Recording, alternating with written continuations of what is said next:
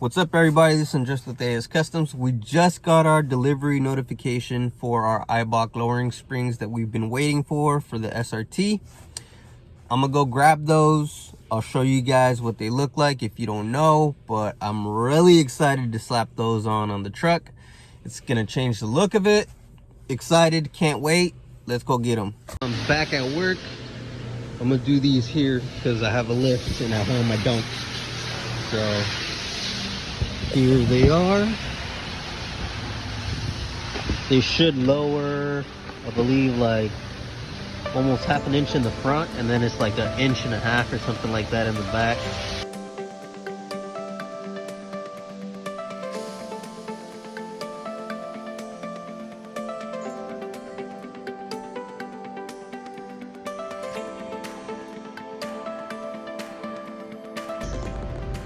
Alright guys, so here's what I'm gonna do. Basically the control arm, the tow arm, and all the other arms have to get disconnected from the knuckle so it can drop down. The shock has to get disconnected. The sway bar link has to get disconnected. I'm probably gonna disconnect the caliper too. I'll probably just hang it over here somewhere or something. Then I'll probably drop everything so I can get the spring out. But I don't have anybody here to hold the phone, so I'm just gonna set it down, do what I have to do, and then I'll walk you guys through what you guys have to do at the end. Alright guys, spring is pretty much ready to come out. I removed this arm, the control arm. I loosened the tow arm. You don't really have to. You gotta take off the shock bolt off, and the sway bar linkage has to come off. ABS sensor also has to come off. But spring's ready to come out. It's already loose. I just gotta pull it down, and then we should be ready to go. All right, so I'm on the passenger side. For everybody that's doing this install at home, make sure you support the control arm. Makes things a lot easier to remove, like the bolts. This one was pretty easy because you're applying pressure and then you can wiggle the stuff out. All the other stuff just comes off pretty easy. Alright guys, so let me walk you through the front. The front's a little harder, but pretty much you have to disconnect your ABS sensor, remove this upper ball joint. You have to, that's a 21 by the way. You have to disconnect the tie rod, sway bar link, and the strut. The axle does have to come out because you have limited space between the strut and trying to hop the strut over the axle. I'm not saying it can't be done, but you might damage a boot. You can get into other sorts of issues. So I highly suggest just removing the axle. Make sure you guys take note that the axle does have this little washer spacer, so it's something you don't want to lose and you don't want to forget when you reinstall everything back. Yeah, that's pretty much it. Besides the axle being the hardest part, I mean, it's pretty straightforward after that. And the axle, for those that don't know, it has little tabs right there. You get a long pry bar and a hammer, and you just smack it. I got it out with these right here. So best of luck. Really quickly guys, let me just show you what's going on here. So on this side, I didn't have to take the axle out from the differential.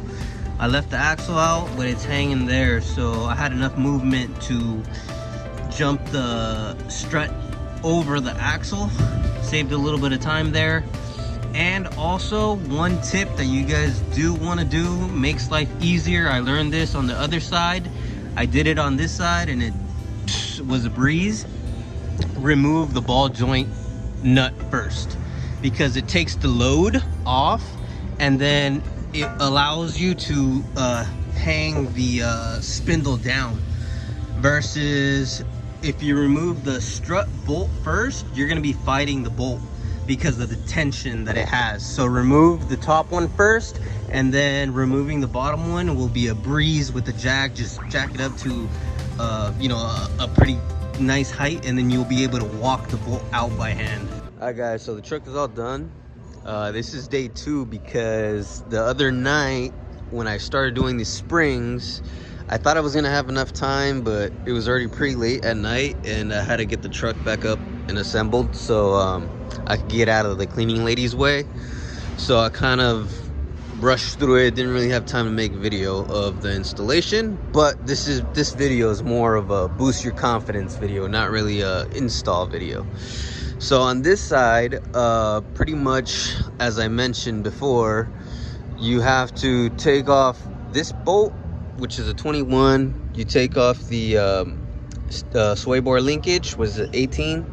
You take off the rack and pinion, which is a 21, and then the ABS sensor, and you have to take off the axle nut on the driver's side. On the passenger side, I was able to jump the strut over the axle, so there wasn't really a problem there. And you don't have to unbolt the caliper. I learned that on the passenger side. So on the passenger side, you can loosen this nut, and then you have plenty of room, so you don't have to remove the caliper. Okay, so now on the back side, all you have to remove is the strut bolt, the control arm, the secondary one, the sway bar link, and then you should be able to drop the control arm. Highly suggest you put something underneath because you don't want it to fall. But another thing, as I mentioned, when you're removing the spring, it's always good to loosen the strut first, and then put like a jack or something that you can support the control arm, and then that way you can wiggle the bolts off pretty easy. On the back side, you didn't really have to remove the caliper. I did. If you can sneak out this bolt, then you should be good to go. If you can't, then remove the caliper. Passenger rear, basically same process that you do on the driver rear, with the only difference of that linkage back there. There's a Torx 27 bolt holding that little bracket to the control arm. Make sure you remove that because if you let it drop, I'm pretty sure you'll break it, and then you might run into like a traction control issue or something. This is the front passenger side. Front passenger side is basically the exact same thing as the driver's side, with the only difference that you don't have to remove the axle.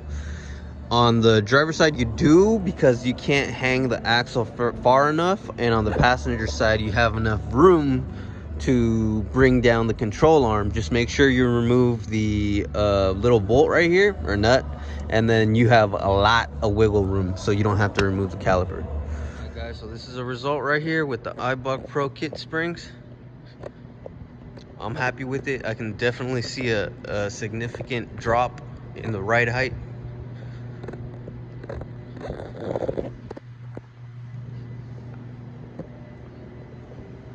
Pretty big difference if you ask me. But yeah guys, hope you liked the video. A little motivation. Like it, subscribe to the channel. I got more things coming up for this truck. We're gonna do long tube headers, as I mentioned, and a few other things, so stay tuned.